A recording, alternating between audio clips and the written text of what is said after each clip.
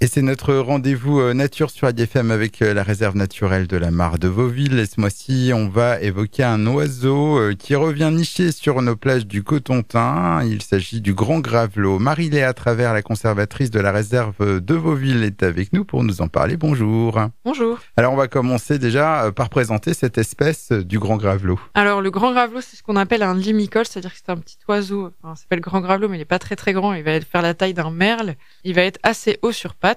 En général, les limicoles, c'est les oiseaux qu'on va voir le long des plages, qui vont courir le long des vagues. Et il va avoir un bec assez fin et assez long qui va lui permettre d'aller chercher sa nourriture dans le sable. Une espèce assez fréquente chez nous ? Alors chez nous, en fait, elle est assez fréquente puisque le grand gravelot, il va nicher principalement sur les plages de galets. Et comme les plages de la Hague, on a beaucoup de galets. Ouais. Du coup, il va être assez fréquent. Et justement, ce qui surprend, c'est sa manière de nicher directement sur le sable. C'est sa ça. particularité, en fait. Oui, en fait, il va pas faire de nid comme d'autres oiseaux, comme le rouge-gorge. Il va pas apporter des matériaux. Il va uniquement faire une petite cuvette dans le sable ou dans les galets. Et il peut parfois apporter quelques petites décos, des petits morceaux de cailloux, des petits morceaux de coquillages. Et il va pondre ses œufs. Il va pondre 4 œufs, des fois 5, mais c'est en général 4, qui va couver à même le sol, du coup. Ce sont des œufs qui sont très bien camouflés dans les galets, puisqu'ils ressemblent à des petits galets. C'est la même taille qu'un œuf de caille, et c'est bien camouflé dans leur environnement. Et on est en plein dans sa période de nidification. C'est ça. C'est commence en général, cette année, on a eu les premiers nids au 1er avril, et ça peut aller jusque fin juillet, parce que en fait, il va être assez persévérant, le grand gravelot. Hein. Il peut avoir ces pontes qui sont emportées par les grandes marées ou détruites par le piétinement. Et en fait, une fois que c'est détruit, il va recommencer à pondre jusqu'à temps d'avoir des petits. Là, on a encore des oiseaux qui sont en train de couver. Et sa population, alors sans forcément citer de chiffres, mais elle est plutôt stable. Alors, elle est plutôt stable. En Normandie, il y a à peu près 50 à 60 couples de grands gravelots qui vont nicher sur les plages de galets. Et dans la Hague, on a à peu près la moitié de la population normande qui niche dans la Hague.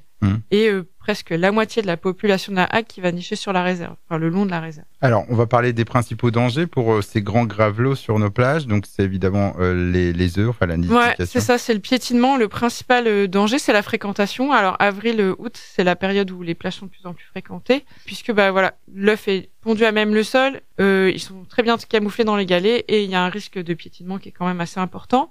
La prédation par les chiens aussi.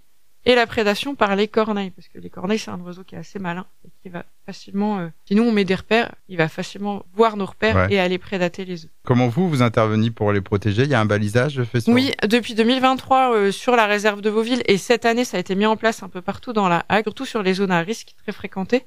Donc on va mettre des cages avec un maillage qui est suffisamment grand pour laisser rentrer et sortir les gravelots, mais pas suffisamment grand pour que les corneilles puissent venir manger les œufs. Et ces cages, elles sont signalées par des panneaux. C'est des panneaux jaunes warning, un peu comme les panneaux australiens avec les kangourous, jaunes et noirs. Et du coup, ça permet de signaler en fait la présence d'un nid pour que les promeneurs évitent ce secteur et s'éloignent à plus de 50 mètres du nid. Justement, on va terminer par les conseils pour éviter donc de les déranger, les conseils pour les promeneurs et vacanciers de notre territoire. Alors, c'est déjà bien repéré sur les plages où il y a du gravelot. En général, il y a un panneau qui vous indique que il y a des limicoles nicheurs sur la plage. Et dès qu'on voit un panneau, on essaie de marcher au plus près du sable mouillé, parce que le gravelot, lui, va nicher au-dessus de la zone de l'est de mer. Et donc voilà, si on évite cette zone, c'est déjà bien. Ensuite, faut éviter de se promener avec un chien, ou en tout cas le tenir en laisse. Et pareil, le garder éloigné des cages et des zones signalées.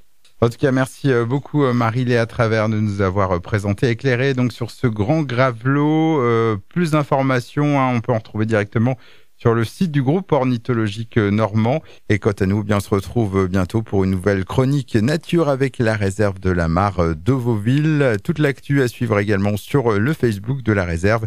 À noter aussi qu'il y a des visites tous les mardis et c'est jusqu'au 5 août à 10h.